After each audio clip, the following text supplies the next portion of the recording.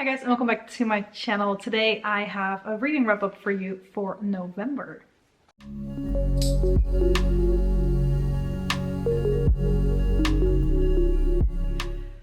The month isn't fully over yet, but I know I won't really have time to film right here anymore before the month ends. I'm still halfway through two other books, one a fiction, one a non-fiction.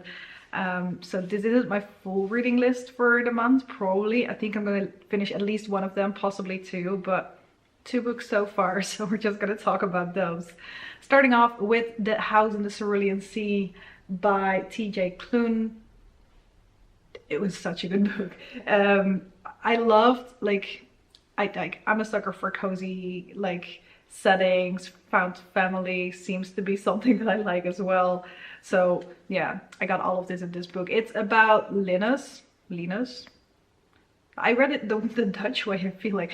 Linus Baker, who works at this department that is in charge of the magical youth.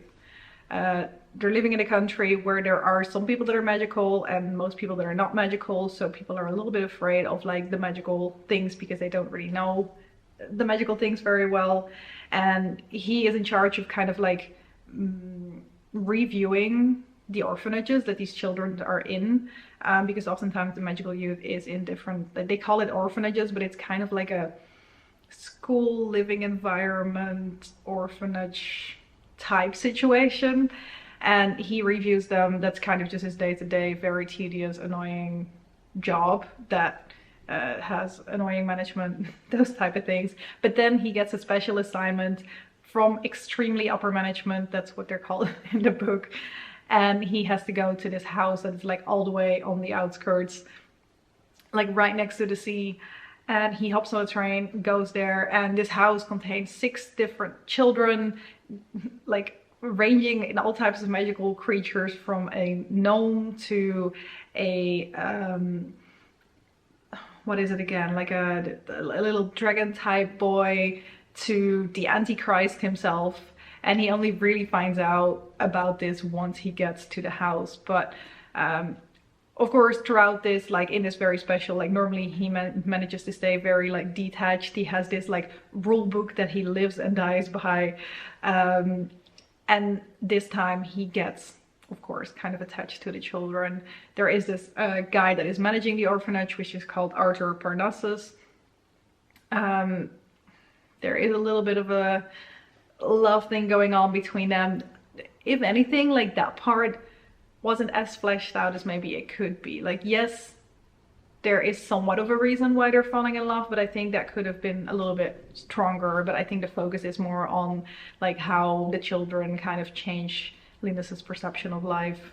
And yeah, so he goes out and has to review those children. Lots of things happen. They're dealing a lot with the nearby town where people are kind of afraid of what these children are and do. And Linus is kind of changing their lives while they are changing his. Very cute book. I really liked reading this one. I gave it 5 stars. So that says enough, I guess. Then after that, I started reading Belladonna, and this one I flew through. The start of it was a little bit slower, but then once the mystery, the real mystery starts to happen, it got really exciting for me to read. So we're following this girl called Signa, who's 19 years old and who has this weird connection with death as a person. People in her environment seem to be dying quite easily. Her mom and dad were poisoned while she was a baby, and she's been living with different types of people, different family members, I guess, who were getting a little bit of her fortune because her mom and dad were really rich. They had this really big estate, and she's gonna get that money once she turns 20, I think.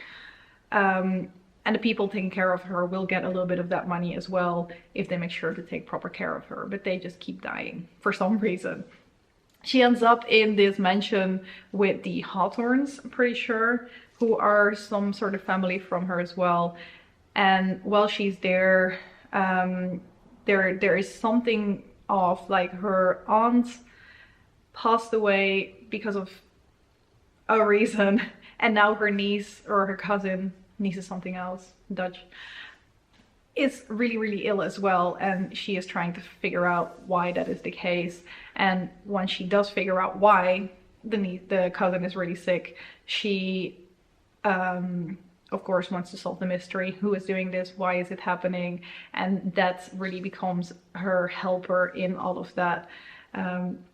Definitely didn't end up being what I expected it to be, which is something that I always like, because I'm always like, oh, would it be this person? Would it be that person? And the moment you think you figured it out, I guess you kind of feel like maybe that isn't completely right. Plus, there's still about 100 pages in the book left, which always tells you that something is still gonna happen, of course.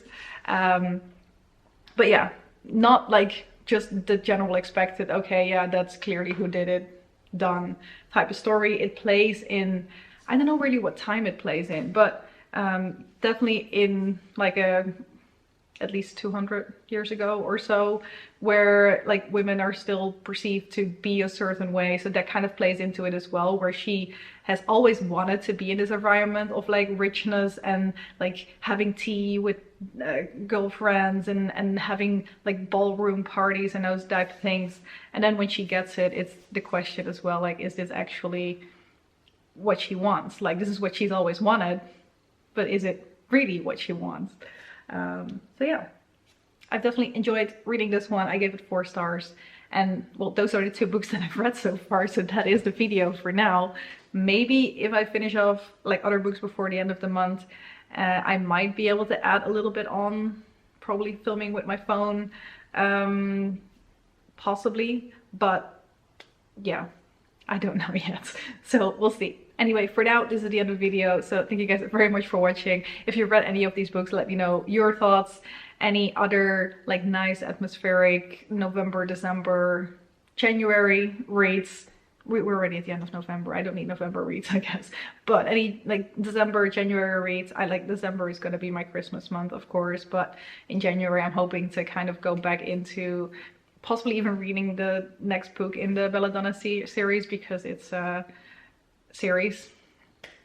So yeah, let me know. Actually, Belladonna was by Adelyne Grace. You could probably read that on the cover, but I didn't mention it. So now I'm ending the video. Thank you guys very much for watching, and I hope to see you in the next one.